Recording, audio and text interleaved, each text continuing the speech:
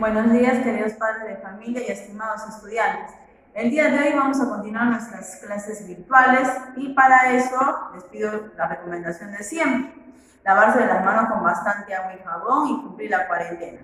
Muy bien, chicos, el día de hoy vamos a hablar un poquito de literatura. Vamos a hablar de textos literarios y la literatura oral. Ustedes en algún momento deben haber leído alguna obra literaria, por ejemplo, el cuento Paco Yunque, Los Gallinazos sin Plumas, y en fin, infinidad de obras que de repente les ha gustado y han comentado sobre, ¿no?, lo que han leído. Bien, lo que han leído son textos literarios. ¿Y por qué se les llama así? En primer lugar, porque predomina una función estética.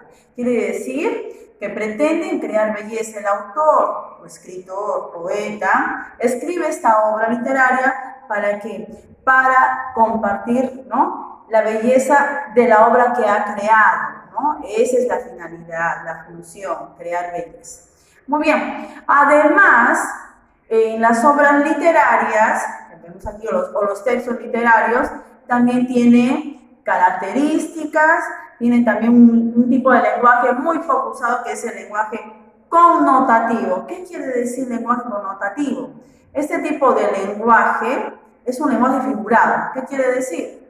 Que no se ajusta de repente a lo que dice el diccionario, sino es un significado que tú le das a las palabras. Por ejemplo, dice, no, el tiempo es oro. ¿A qué se referirá con esto, el tiempo es oro? Se refiere a que el tiempo es valioso. Sabemos que el oro es un metal muy precioso, pero si nosotros lo ponemos a sentido figurado de las personas, dice, tú vales oro. Por ejemplo, una persona también le suelen decir así, es porque es una persona muy valiosa. ¿Por qué? Porque ayuda, qué sé yo, no se preocupa por todos, en fin. Tiene características, entre ellas podemos decir que despierta los sentimientos y emociones en los lectores. Además, utiliza recursos estilísticos o literarios. Esto viene a ser los adornos que tienen algunos poemas, las frases bonitas que ustedes deben haber leído en algún momento. Y una de las características que también debo mencionar es que pretenden el lector que disfrute, ¿no? El disfrute del lector es muy importante.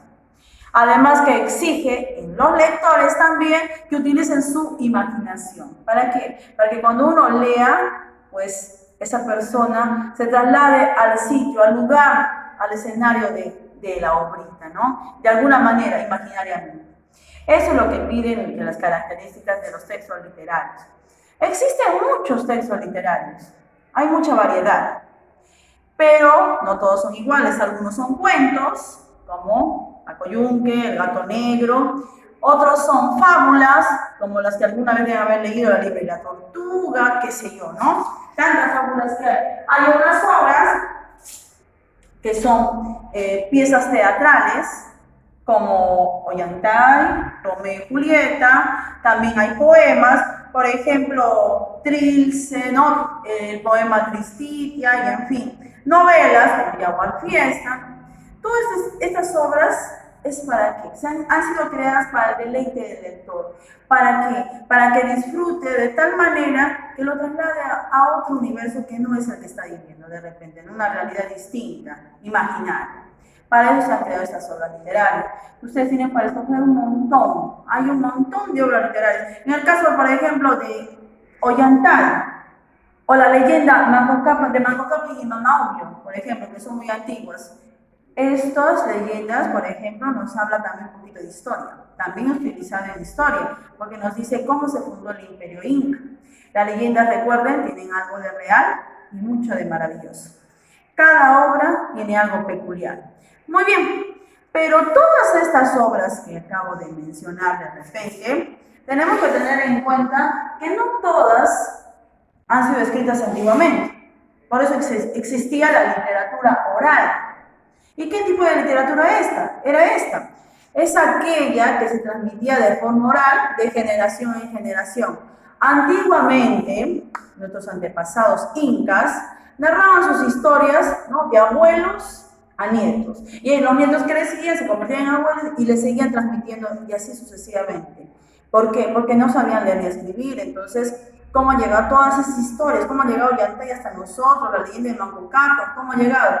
Porque poco a poco pasó el tiempo y comenzaron ellos a escribir. se inventó, ¿no? Trajeron la escritura, ellos ya escribían, y además los recopiladores de historias se encargaban de recoger esas historias que los abuelos contaban, lo escribían ellos aparte de un libro, y las daban a conocer a través de otros libros que ellos mismos creaban. Pero hay cierta particularidad en este tipo de literatura, hay algunas características. Es anónima. ¿Qué quiere decir? Ellos recopilaban historias, pero a veces no ponían quién era el autor. Es cierto, hay muchas leyendas, cuentos de la literatura oral de nuestros antepasados que no se conoce el autor. Por ejemplo, Ollantay. Es una obra teatral, pero no se conoce quién escribió. Sabemos que alguien escribió, pero no sabemos, ¿no? El nombre. Es popular, ¿por qué? Porque nos habla del pueblo, cómo vive, ¿no? Su forma de ser, en fin.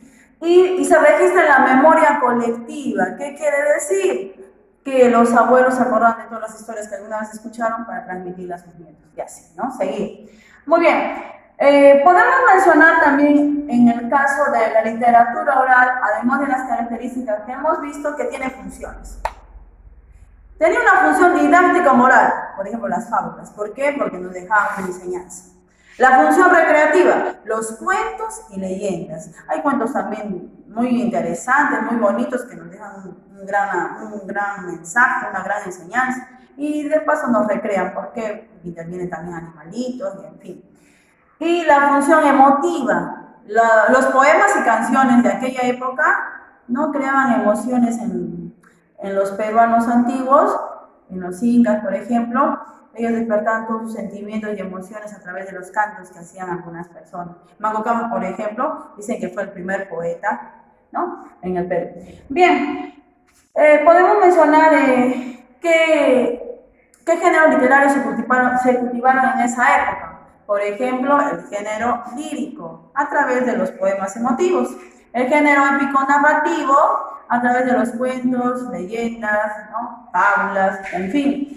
Y el teatro, ¿no?, el género dramático a través del teatro popular.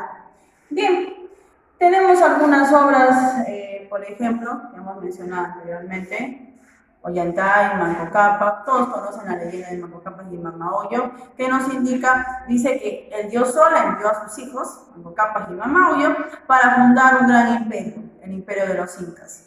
Esa es la parte, ¿no?, fantástica. El dios Sol envía a sus hijos, Manco Cápac y Mamaollo, para que funden. La parte real, que sí fundaron el imperio inca en el Cusco.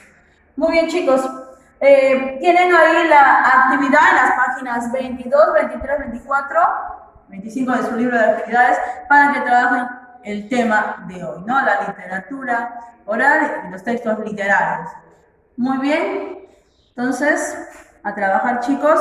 Cuídense mucho. Nos vemos en la siguiente clase. Gracias.